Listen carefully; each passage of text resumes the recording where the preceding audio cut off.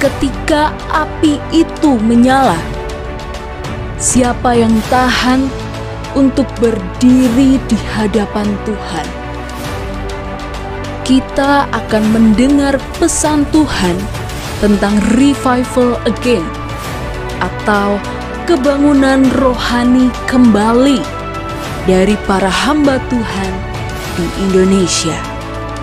Program ini dapat Anda saksikan melalui channel YouTube Makan Netizen.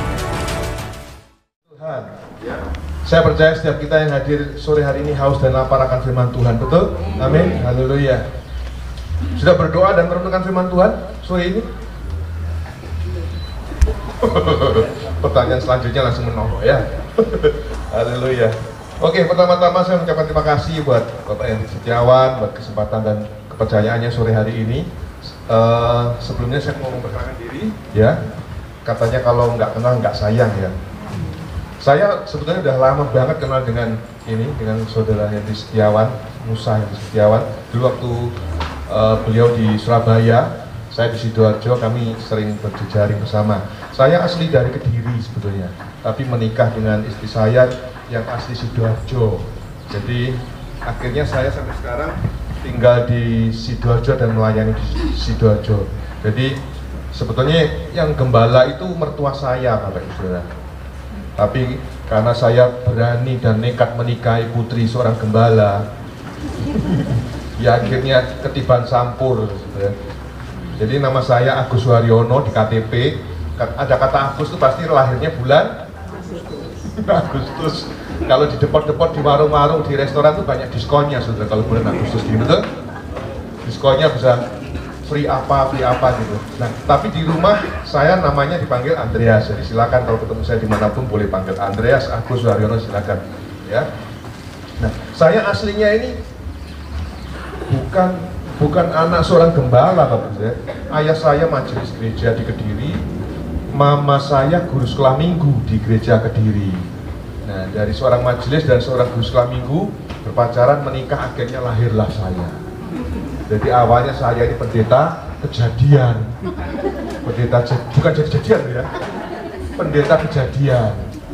Tapi setelah jadi pendeta, saya ambil kuliah teologi di STT Anugerah Indonesia Surabaya, S1, S2, puji Tuhan menamatkan S3. Sekarang jadinya pendeta ulangan, saudara ya. Kejadian, bilangan, ulangan, puji Tuhan.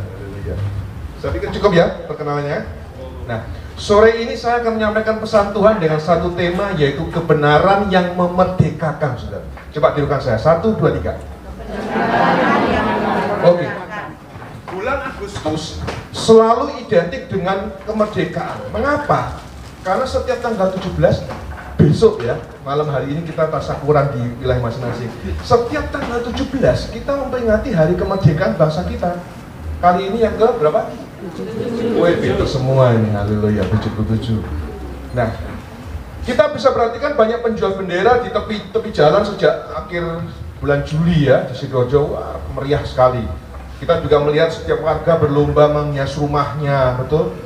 Menghias rumahnya, menghias jalanan depan rumahnya dengan lampu, dengan bendera dan sebagainya. Setiap komunitas juga sibuk mengadakan lomba-lomba, betul? Ada yang menang lomba 17-an di sini? Atau bahkan panitia lomba? Ya, oke. Setiap ASN dan anggota Polri, ASN ya, aparatur sipil negara dan anggota Polri, wajib militer juga anggota militer juga wajib mengikuti upacara biasanya besok. Ada yang ikut upacara besok? Nggak ada ya? Saya juga sudah lupa rasanya upacara sebenarnya. Ya, rasanya terakhir upacara kapan itu? Padahal dulu waktu 1 SMP sampai akhir SMA itu saya selalu jadi komandan upacara di sekolah dulu ya. Oke, pada prinsipnya Bapak Ibu Saudara dicintai Tuhan, bangsa kita Indonesia itu secara hukum atau de jure itu sudah merdeka pada tanggal 17 Agustus. Betul? Namun pada prakteknya, kenyataannya atau secara de facto, masyarakat Indonesia itu belum benar-benar merdeka. Saya catat di sini contohnya apa? Masih banyak masyarakat Indonesia yang hidup di bawah garis kemiskinan. Kita perhatikan juga hukum itu masih bisa diperjualbelikan. Betul? Itu menunjukkan bahwa secara de facto kita bangsa Indonesia itu belum benar-benar merdeka. Hal ini sebenarnya sama dengan kondisi kita pengikut Kristus. Secara hukum, secara de jure, saat kita mengaku dengan mulut bahwa Yesus Kristus adalah Tuhan, saat kita mengaku dalam hati kita bahwa Allah sudah membangkitkan Yesus dari antara orang mati, itu ada di Roma pasal 10 ayat 9-10, itu seharusnya kita sudah merdeka. Amin. Juga ada yang amin. Secara hukum seperti itu, secara de jure seperti itu, kita sudah diselamatkan, kita sudah merdeka. Namun kenyataannya Bapak Ibu Saudara, atau secara de facto, banyak pengikut Kristus yang masih terbelenggu dengan ikatan dosa dan lain sebagainya. Hari ini masih banyak pengikut Kristus. Hari ini di penghujung kehidupan ini masih banyak pengikut Kristus, bahkan yang melayani Tuhan sekalipun masih terikat dengan dosa. Pelayanan jalan, dosanya juga tetap jalan. Saya nggak perlu sebutkan berapa banyak hamba Tuhan yang gerejanya besar, jemaatnya banyak. Terakhir yang kita tahu di Surabaya kan, sekarang di mana? Di penjara Malang, saudara. Kasus apa tahu kan? Punya STT. Kalau khotbah luar biasa, jemaatnya banyak. Pokoknya baca berita di Pastor in Style lah ya. Melayani, berbuat dosa tetap jalan, saudara. Hari ini hati-hati Bapak Ibu. Ikatan-ikatan itu seringkali nggak kita rasakan. Pornografi masih mengikat, membelenggu setiap kita. Ya, perjinan, okultisme, ya, perdukunan tetap jalan. Siapa masih suka main-main ke paranormal hari ini? Orang pintar. Kalau kita datang ke orang pintar tuh aslinya yang bodoh sih saudara ya. Haleluya. Kita datang ke orang pintar. Nah, sekarang pertanyaannya buat setiap kita, lantas apa maksudnya kebenaran yang memerdekakan itu? Tema kita malam hari ini, tema pesan Tuhan sore hari ini. Siapakah kebenaran yang memerdekakan itu? Ya, kebenaran yang memerdekakan di sini bukan saat kita punya kekayaan yang tidak habis 7 turunan, enggak. Kebenaran yang memerdekakan di sini bukan saat kita banyak berbuat amal sedekah tapi tetap tidak percaya Tuhan, bukan. Kebenaran yang memerdekakan di sini bukan saat kita punya saudara atau teman yang pangkatnya tinggi banyak, sehingga kita bebas melanggar hukum, sehingga kita bebas melanggar lalu lintas. Gak apa-apa, ditilang, kendaraan saya bawa aja, nanti sore sudah di garasi rumah saya. Hebat banget. Bukan seperti itu. Kebenaran yang memerdekakan juga bukan saat kita datang ke gereja, kita beribadah dengan membawa Alkitab buku, ya, pakai sepatu pantofel dan sebagainya. Enggak. Bukan itu semua, saudara. Saya pakai seperti ini bukan gaya-gayaan, tapi kalau ada kipas angin gini, kalau saya pakai Alkitab buku, molak-malik semua, saudara. Betul nggak? Ya kan? Bukan itu semua, saudara. Ini semua yang saya sebutkan tadi itu bukan jaminan kita akan merdeka dan masuk surga. Nggak jaminan. Ya. Jadi kebenaran yang memerdekakan itu adalah siapa? Pribadi Tuhan Yesus Kristus. Amin. Pribadi Tuhan Yesus Kristus. Yohanes pasal 14 ayat yang 6. Yohanes 14 ayat yang ke-6 katakan, kata Yesus kepadanya, ada yang ingat? Akulah, pintar semua ya. Akulah jalan dan kebenaran. Ya, I'm the way, the truth and the life. Akulah jalan, kebenaran dan hidup. Kebenaran di sini adalah bahasa aslinya itu aletheia. Tidak ada seorang pun yang datang kepada Bapa kalau tidak melalui aku. Jadi kebenaran yang memerdekakan saudara dan saya itu adalah pribadi Tuhan Yesus Kristus, bukan yang lain. Bukan om dan tante kita yang punya ini tinggi tadi itu, bintangnya jejer-jejer di sini, enggak. Bukan, saudara. Lantas Tuhan Yesus Kristus sang kebenaran itu memerdekakan kita dari apa? Memerdekakan kita dari apa, Pak? Dari apa, saudara? Dari dosa, dari ikatan-ikatan yang membelenggu saudara dan saya. Itulah ya, saudara ya. Kita baca Roma pasal 3 ayat 23 sampai 24. Roma 3 ayat 23 sampai 24. Karena semua orang telah berbuat dosa dan telah kehilangan kemuliaan Allah. Ayat 24. Dan oleh kasih karunia telah dibenarkan dengan cuma-cuma karena penebusan dalam Kristus Yesus. Manusia, saudara dan saya itu membutuhkan Tuhan Yesus Kristus untuk memerdekakan hidup kita dari dosa. Kita nggak mungkin menebus hidup kita sendiri dari dosa. Kita membutuhkan seorang penebus, dan itu adalah Tuhan Yesus Kristus. Ya. Terus sekarang pertanyaan yang lebih lanjut, mengapa kita harus merdeka dari dosa? Kenapa Bapak Ibu Saudara dan saya hari ini harus merdeka dari dosa? Benar-benar merdeka dari dosa. Roma pasal 6 ayat yang ke-23 katakan, Roma pasal 6 ayat 23, sebab upah dosa ialah, pinter-pinter jemaat di sini ya, hafal semua. Sebab upah dosa ialah maut, tetapi karunia Allah ialah hidup yang kekal dalam Kristus Yesus Tuhan kita. Maut di sini ada kematian, the death of the body, kematian tubuh, itu upah dosa. Sebab itu saudara dan saya harus dimerdekakan. Yohanes pasal, mari kita buka buka Alkitab kita di Yohanes pasal 8 ayat 30 sampai 36. Yohanes 8 30 36. Yang sudah ketemu katakan haleluya. Belum ketemu? Oke, saya tunggu. Yohanes pasal 8 ayat 30 sampai 36. Oke, puji Tuhan. Yang sudah ketemu katakan haleluya. Haleluya. Judul perikopnya apa, Bapak Ibu Saudara? Nah, tema pesan Tuhan sore ini ya, kebenaran yang memerdekakan. Nah, perhatikan ayat yang ke-33. Yohanes 8 ayat yang ke-33. Banyak pengikut Kristus di ujung kehidupan ini yang berkata seperti ayat ini, saudara.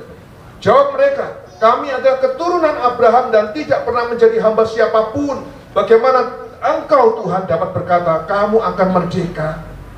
Kita ngeyel. Kita nggak merasa bahwa kita itu masih dibelenggu oleh dosa, sehingga kita nggak butuh kemerdekaan itu. Pengikut Kristus akhir zaman, akhir kehidupan seperti itu kan? Tapi perhatikan, apa jawab Tuhan di ayat yang ke-34 ya? Kata Yesus kepada mereka, aku berkata kepadamu, sesungguhnya setiap orang yang berbuat dosa adalah hamba. Saat kita berbuat dosa, firman Tuhan katakan kita adalah hamba dosa. Hamba dosa itu kata lainnya budaknya dosa. Itu yang firman Tuhan katakan ya. Sekarang apa sih dosa itu? Apa Pak dosa itu? Dosa adalah segala perbuatan, segala perasaan atau pikiran kita yang tidak sesuai dengan hukum Allah. Perhatikan kata-kata tidak sesuai dengan hukum Allah. Ini termasuk melanggar hukum atau perintah Allah dengan melakukan apa yang salah menurut Allah. Mari kita baca 1 Yohanes. 1 Yohanes pasal 3 ayat yang keempat. 1 Yohanes pasal 3 ayat yang keempat. Setiap orang yang berbuat dosa melanggar juga hukum Allah, sebab dosa ialah pelanggaran hukum Allah. Saya tambahkan lagi, 1 Yohanes pasal 5 ayat 17. 1 Yohanes 5:17, semua kejahatan adalah dosa. King James Version katakan kejahatan di sini adalah unrighteousness atau ketidakbenaran. Jadi ketika Bapak Ibu Saudara melakukan sesuatu yang nggak benar, itu disebut sebagai kejahatan, dan itu sudah dosa. Gak benar dibilang dosa. Alkitab juga mengatakan bahwa orang yang menahan diri untuk melakukan yang benar itu sudah berbuat dosa. Kita baca Yakobus pasal 4 ayat 17. Yohanes pasal 4 ayat 17. Yang sudah ketemu katakan asik. Belum juga, saya tunggu. Yakobus pasal 4 ayat 17. Yang sudah ketemu katakan haleluya. Oke. Jadi jika seorang tahu bagaimana ia harus berbuat baik, tetapi ia tidak melakukannya, ia yang keras saudara, ia berdosa. Pak kok abot Pak? Kok berat banget sih ngikut Kristus? Ya. Jadi ketika kita menahan diri untuk melakukan yang benar, itu disebut berdosa. Saya tahu ketika saya harus menolong seseorang, tetapi saya menutup mata dan saya pura-pura nggak tahu, itu berdosa. Memang Tuhan katakan, ketika kita menahan diri melakukan sesuatu yang benar yang baik, padahal kita bisa melakukannya, itu sudah berdosa. Wow. Siap nggak kita mengikuti firman Tuhan? Sering nggak? Sering ya? Sering kita ngalami seperti itu ya? Kita seringkali menutup mata, bahkan kita menutup telinga, pura-pura nggak dengar. Ketika ada orang yang butuh sesuatu, kita nggak mau menolong. Dan kita tahu sore hari ini kita diingatkan pesan Tuhan bahwa ketika kita menahan diri melakukan sesuatu yang baik dan benar, itu sudah berdosa. Kalau kita mampu menolong, kenapa nggak kita lakukan, saudara? Orang Kristen pengikut Kristus sudah terkenal sebagai orang yang penuh kasih. Tapi kita seringkali menutup mata, menutup telinga, kita menahan, kita melipat tangan. Padahal kita mampu memberi, saudara. Semalam saya komen status WA seorang teman saya di daerah Krian. Ternyata statusnya kan tetap bersyukur, terus dia menyanyi diiringi anaknya main gitar gitu. Ternyata dia ngomong, saya kepingin nangis sekarang. Kenapa? Karena uang saya di tas diambil jemaat. Jemaatnya, saudara. Serius, saudara. Loh, kejadiannya kapan? Barusan kok. Kok bisa ada acara bamak? Loh, bukan jemaatmu mungkin? Nggak tahu juga. Loh, tasmu di mana? Tas saya taruh di belakangnya anak saya. Dompetnya saya masukkan di dalam tas. Semua uang saya diambil. Masih bersyukurlah karena surat-surat SIM, STNK nggak diambil. Mungkin saya kurang memberi. Jawabannya gitu, saudara. Hamba Tuhan juga loh. Mungkin saya kurang memberi. Nah, ini ngomong tentang memberi. Tapi dia mewek, pasang status mewek, nangis. Itu gaji saya, keringat saya sebulan diambil. Kok teganya ya? Di gereja, saudara. Baru semalam kejadiannya. Ya. Nah, saya balik ke kata dosa tadi. Kata dosa dalam bahasa asli di Alkitab itu artinya meleset atau nggak pas, meleset dari target atau sasaran. Meleset dari target atau sasaran. Contohnya kita buka di Hakim-Hakim pasal 20 ayat yang ke-16. Hakim-Hakim pasal 20 ayat yang ke-16. Hakim-Hakim 20 ayat 16. Dari segala laskar ini ada berapa, saudara? Ada berapa orang? Ada 700 orang pilihan yang kidal, dan setiap orang dari mereka dapat mengumban dengan tidak pernah meleset sampai sehelai rambut pun. Perhatikan, saudara, kata meleset dari target atau sasaran itu contohnya adalah ini, sekelompok tentara di Israel. Sekelompok tentara di Israel 700 orang yang kidal ini di zaman dulu itu sangat pintar melempar batu dan tidak pernah meleset sampai sehelai rambut pun nggak pernah meleset. Jadi jika seseorang meleset atau gagal dalam mentaati hukum Allah yang sempurna, itu kita sudah berdosa. Berat banget, saudara. Misalkan ada papan apa itu yang lingkaran-lingkaran dart ya, mainan tuh ya. Kalau kita meleset nggak pas di tengah, itu sudah dosa, saudara. Ngeri, saudara. Saya ketika mempersiapkan firman Tuhan, ya ampun Tuhan, mampukan saya untuk hidup seperti kebenaran firman-Mu. Saya sama-sama belajar, ya. Saya juga masih belajar supaya kita nggak meleset dari sasaran. Karena kalau meleset sedikit, kita sudah berbuat dosa, disebut berbuat dosa. Harus pas seperti firman Tuhan, seperti perintah Tuhan. Nggak boleh di nomor 9, harus di angka 1 di tengah-tengah, ya. Nah, sekarang bagaimana kita dapat merdeka dari dosa, Pak? Ya apa caranya? Bagaimana saudara dan saya bisa merdeka dari dosa? Kita buka Yohanes pasal 8 ayat yang ke-32. Yohanes 8 tinggi. Istri saya udah paham. Kenapa sih kok? Ada apa? Jadi karena intonasi agak tinggi aja istri saya udah tahu kalau saya marah, nggak nyaman. Karena saya nggak pernah marah besar itu nggak pernah. Jadi itulah Tuhan mau kita ginosko dengan Tuhan, mengenal Kristus dengan baik, ya. Sekarang pertanyaan lebih lanjut lagi, bagaimana kita dapat mengetahui kebenaran atau Kristus itu? Bagaimana kita bisa ginosko Kristus itu? Bagaimana kita bisa mengenal Kristus dengan baik? Kita buka Yohanes pasal 8 ayat yang ke-31. Yohanes 8 ayat 31. Maka katanya kepada, sudah ketemu? Yohanes 8 31. Maka katanya kepada orang-orang Yahudi yang percaya kepadanya, jikalau kamu, apa saudara? Tetap dalam firman-Ku, kamu benar-benar adalah murid-Ku. Saya bacakan terjemahan IS ya. Kemudian Yesus berkata kepada orang-orang Yahudi yang sudah percaya kepadanya, kalau kalian hidup menurut ajaran-Ku, kalian sungguh-sungguh pengikut-Ku. Jadi kita dapat mengenal Kristus, kita bisa ginosko Kristus kalau kita tetap di dalam firman-Nya, kalau kita tinggal dalam firman-Nya. Terjemahan IS katakan kalau kita hidup menurut ajaran Tuhan. Nah, sekarang tetap atau tinggal dalam firman-Nya itu seperti apa, Pak? Tetap dalam firman-Nya. Tetap itu bicara tentang tinggal. Saya sudah 13 tahun, 14 tahun ini tinggal di perumahan Citra Garden Sidoarjo. Saya bisa pergi kemana saja. Contohnya siang tadi saya berangkat ke sini, saya ke Madiun, ke sepupu saya di Madiun. Mama saya sekarang di sana sama keponakan saya. Terus saya meluncur ke sini. Saya bisa pergi kemanapun. Tapi karena saya tinggal atau tetap di Citra Garden, saya pasti pulang ke rumah saya. Ya, saya bisa, tubuh saya bisa ada di depan Bapak Ibu Saudara sore hari ini. Tapi hati saya bisa ada di rumah nggak? Di Citra Garden, bisa nggak? Bisa. Kenapa? Karena saya tinggal di sana. Roh, jiwa dan tubuh saudara, kalau kita tetap tinggal dalam firman-Nya, itu akan selalu ingat firman Tuhan. Amin. Dalam situasi kondisi apapun, kita akan tetap ingat firman Tuhan dan melakukan firman Tuhan. Itu maksudnya tetap tinggal dengan firman Tuhan. Ya. Nah, persoalannya, bagaimana kita mau tetap atau tinggal dalam firman Tuhan kalau kita nggak pernah menginvestasikan waktu kita untuk merenungkan firman Tuhan?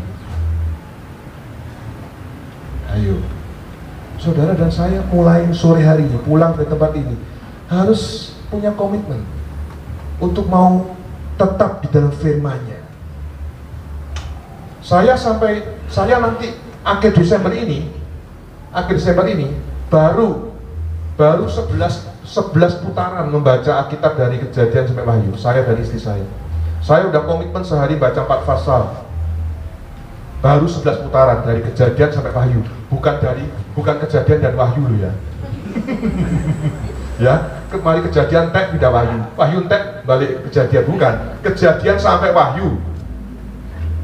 Coba sih saya pengen tanya jemaat yang datang sini, yang sudah selesai merenungkan firman Tuhan dari Kejadian sampai Wahyu, angkat tangan. Wih, puji Tuhan, luar biasa. Sekali ya sudah ya? 6 kali, puji Tuhan. Gak ngelontok-ngelontok jadi ini. 6 kali, puji Tuhan. Yang sudah 10 kali coba. Belum ada ya? Puji Tuhan, gak apa-apa. 6 kali lumayan ya. Ayo saudara, kalau kita mau merdeka dari dosa, kita mau ginosko Kristus, kita harus tetap di dalam selesaikan. Saya punya banyak kelompok, jadi selesai 4 pasal saya laporan, saya terus. Di tempat saya Sidoarjo, di GBC itu Sidoarjo, siapapun dengan jemaat siapapun yang ketemu dengan saya, secara pribadi saya ajak, ayo gabung. Saya ajak mereka masuk ke kelompok saya, kelompok WA, 4 pasal sehari. Terus bertambah dari waktu ke waktu. Saya kumpulin mereka. Kita saudara, nggak bisa akan bertumbuh seperti tumbuhan, ya. Di sekitar kita banyak tumbuhan. Tanaman, tumbuhan, kalau kita tanam, itu kan dari benih. Benih itu sebelum bertumbuh ke atas, pasti tumbuhnya keluar akar. Akarnya ke bawah kan, sampai menemukan sumber air. Baru setelah ketemu sumber air, dia muncul tunas dan tumbuh ke atas. Saudara kalau mau bertumbuh di dalam Kristus sebagai benih, saudara keluar akar dan ke dalam mencari air. Itu apa? Merenungkan firman Tuhan. Kita harus punya iman yang kuat. Kita harus punya pondasi iman yang kuat, baru kita akan bisa bertumbuh ke atas. Dan ketika kita membaca firman Tuhan, merenungkan firman Tuhan di kamar, nggak ada yang tahu akar di mana? Di bawah tanah kan? Kalau buah mangga, buah jambu, buah apa di atas tanah. Semua orang, ini pohon jambu, ini pohon apa, mangga gadung, mangga harum. Semua melihat karena ada buahnya. Tapi akar nggak pernah tahu. Akar itu berbicara keintiman kita dengan Tuhan. Kalau akar kita kuat, kita akan berbuah dengan lebat. Amin. Mulai sekarang pulang dari tempat ini, ayo balapan sama saya, ya. Membaca firman Tuhan, merenungkan firman Tuhan setiap hari, ya. Sekarang, mengapa kita harus merdeka dari dosa, Pak? Mengapa saudara dan saya harus merdeka dari dosa? Yang pertama, karena dosa itu menghalangi berkat Tuhan. Tirukan saya, dosa itu menghalangi berkat Tuhan. 1, 2, 3. Dosa itu menghalangi berkat Tuhan. Yesaya pasal 59 ayat yang kedua, Yesaya 59 ayat 2, tetapi yang merupakan pemisah antara kamu dan Allahmu ialah segala kejahatanmu. Dan yang membuat Tuhan menyembunyikan diri terhadap kamu sehingga ia tidak mendengar ialah segala dosamu. Dosa itu menghalangi berkat Tuhan turun atas kita. Sebab itu kita harus merdeka dari dosa. Ya, kejahatan atau dosa kita lah yang memisahkan saudara dengan Allah dan membuat Allah menyembunyikan diri dari kita. Ranting pohon apapun, kalau terpisah dari pokoknya, kira-kira mati nggak? Tinggal tunggu waktu. Kering dan akhirnya mati. Setelah kering, kita ambil, kita kumpulkan, kita bakar. Itu pun sama berlaku dengan kita. Kalau kita terpisah dari sumber kehidupan, terpisah dari Allah sebagai sumber segalanya itu, tinggal tunggu waktu. Kita akan mati secara rohani. Kita akan mati secara rohani. Ya. Kalau Bapak Ibu Saudara mau diberkati Tuhan, kita harus benar-benar merdeka dari dosa. Coba sih saya ingin tahu yang mau diberkati Tuhan hidupnya, lambaikan tangannya, haleluya. Wow, semua angkat tangan ya. Sudah tahu jawabannya supaya berkati. Gugatan sudah masuk di persidangan. Datang Bapak si B, Pak, doakan saya. Kenapa? Saya dengar. Saya juga kepingin rujuk dengan istri saya. Loh, istri Bapak di mana sekarang? Sudah 4 tahun kami berpisah. Istri saya dengan pria lain, dengan wanita lain. Istri saya dengan pria lain sudah 4 tahun. Dan saya dengar terakhir ini sudah enggak dengan pria itu juga. Terus Bapak gimana? Ya, saya kepingin rujuk. Bapak si A tadi juga ngomong, saya tahu Pak, saya sudah ingetin istri saya. Padahal istri saya dulu WL di gereja. Saya sudah ingetin, kita melanggar, kita berdosa di hadapan Tuhan karena kalau kita bercerai. Tapi istri saya tetap ngotot bercerai, Pak. Itu Bapak. Seorang hamba Tuhan lagi, teman saya yang saya kenal. Dia keluarkan tas ransonnya, ketemu saya di sebuah tempat kopi, sudah. Keluarkan ransonnya, dia keluarkan amplop coklat tebel, jebret. Dia buka isinya apa? Istrinya lain mobil dengan pria lain dan sudah pakai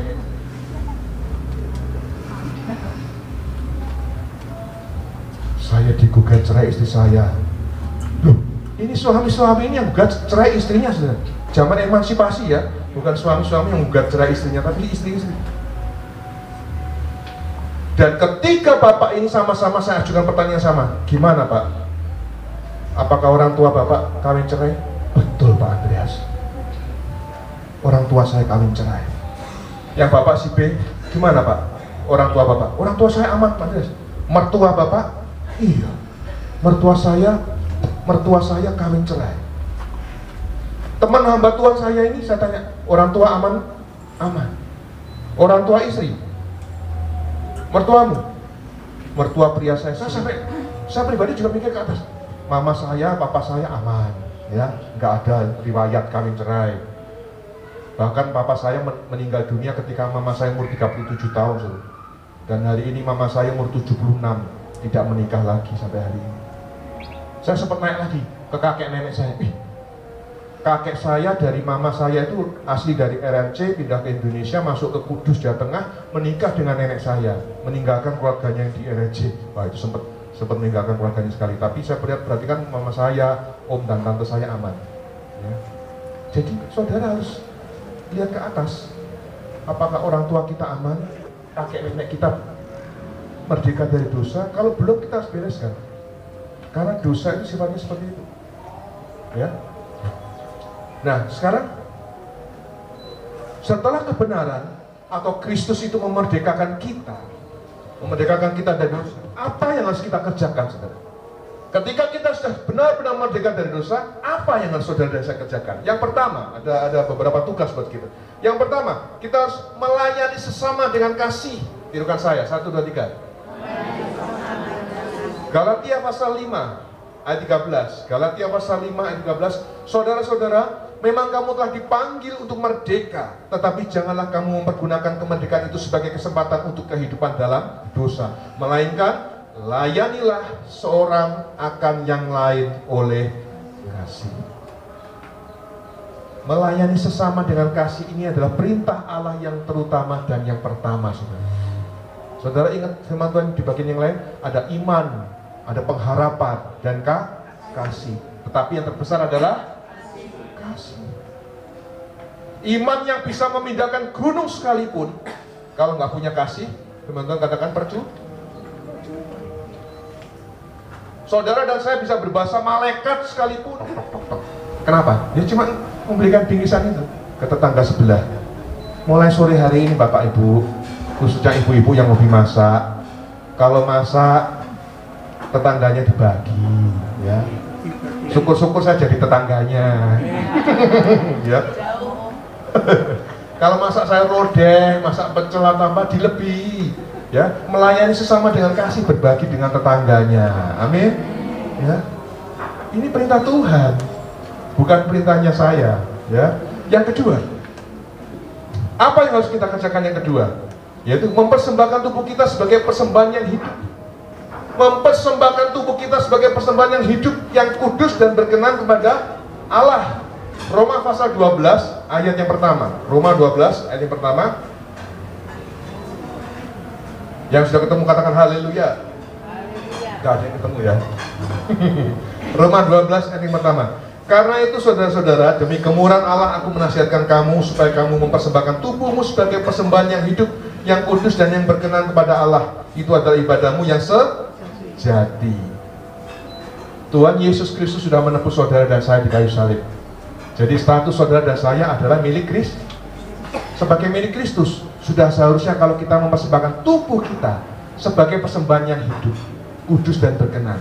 Yang hidup itu artinya apa?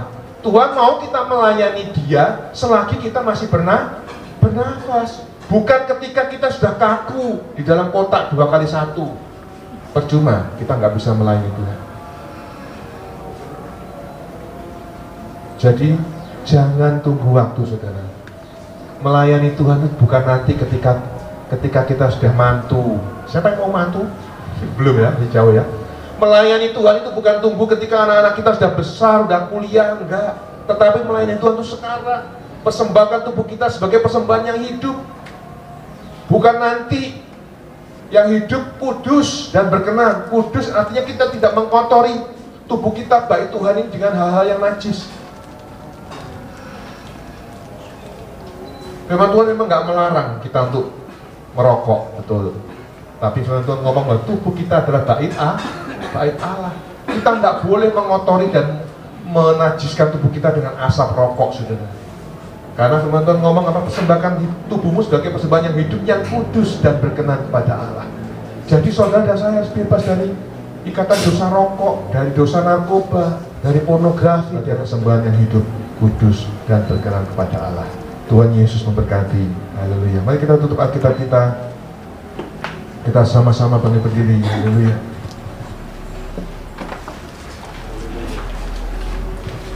Haleluya. Haleluya. Mari kita responi firman Tuhan yang sederhana sore hari ini.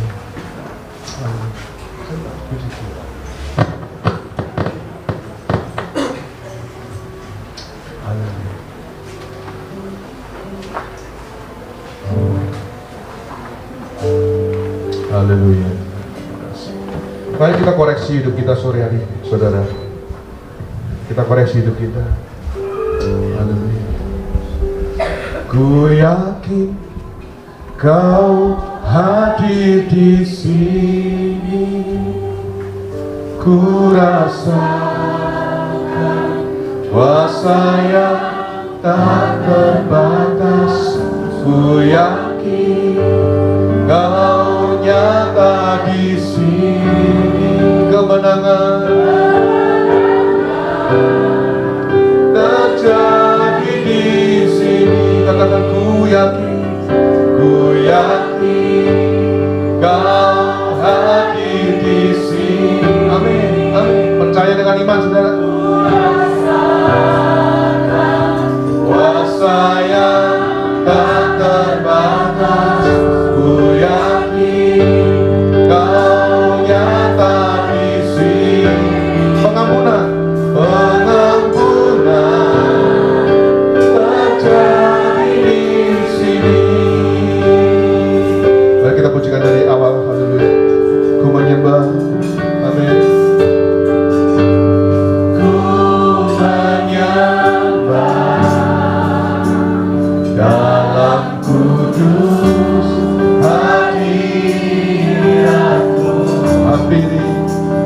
Amin. Tata kasih karuniamu Bapa, kekuatanku. Akibat dari dosa yang mengikat kita adalah kita jauh dari kata diberkati. Berkat Tuhan terhalang turun atas setiap kita. Dan kita tahu akibat dosa adalah merusak dan menghancurkan hidup kita dan keturunan kita. Sore hari ini, haleluya, semua tutup mata. Saya akan berdoa buat Bapak dan Saudara yang masih terikat dengan rokok, yang masih terikat dengan narkoba, yang masih terikat dengan pornografi, masturbasi, dan mau dimerdekakan dari dosa. Sore hari ini, letakkan kedua tanganmu di dada. Haleluya, haleluya. Yang mau dibebaskan dari ikatan rokok, narkoba, pornografi, masturbasi, letakkan tangan di dada supaya kita benar-benar merdeka. Berikutnya saya akan berdoa. Jangan turunkan tangan, jangan turunkan tangan. Yang pernah melakukan seks pranikah, bahkan sampai hamil di luar nikah, dan tidak mau dosa ini dilakukan oleh anak-anak kita, kita mau dibereskan saat ini. Kita mau dibebaskan dari dosa. Letakkan kedua tanganmu di dada. Haleluya, haleluya. Berikutnya, buat Bapak Ibu Saudara yang ada di tempat ini, yang orang tuanya kawin cerai, yang kakek neneknya kawin cerai, dan tidak mau dosa yang sama terjadi atas anak-anak kita, letakkan kedua tanganmu di dada. Letakkan kedua tanganmu di dada.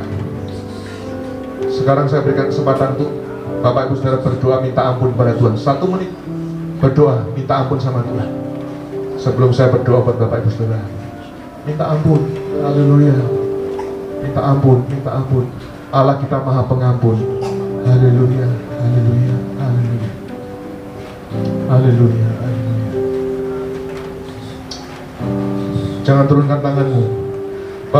Bapak di dalam surga, sore hari ini hambamu sudah selesai menyampaikan pesan firman-Mu, sudah selesai menyampaikan isi hatimu Tuhan buat jemaat di tempat ini yang sangat Tuhan kasih. Terima kasih Tuhan buat pesan-Mu tentang kebenaran yang memerdekakan itu Bapak. Sore hari ini ketika Tuhan melihat tangan-tangan yang ada di dada kami Tuhan mendengar setiap doa kami saat ini ketika kami mohon ampun kepadamu Bapak. Dan malam hari ini hambamu sebagai hamba Allah berdoa buat setiap mereka, hamba-hambamu yang mau terbebas dari ikatan rokok, yang mau terbebas dari ikatan narkoba, yang mau terbebas dari ikatan pornografi, masturbasi, okultisme, dan yang pernah melakukan seks pranikah bahkan sampai hamil di luar nikah dan tidak mau dosa yang sama dilakukan anak-anaknya. Demikian juga yang orang tuanya atau kakek neneknya kawin cerai. Sore hari ini sebagai hamba Allah, hamba berdoa di dalam nama Tuhan Yesus Kristus, Tuhan putuskan setiap dosa kutuk nenek moyang itu di dalam nama Tuhan Yesus Kristus. Kami katakan semua itu dihancurkan di dalam nama Tuhan Yesus Kristus. Kuasa Tuhan terlebih besar atas setiap dosa itu Bapak.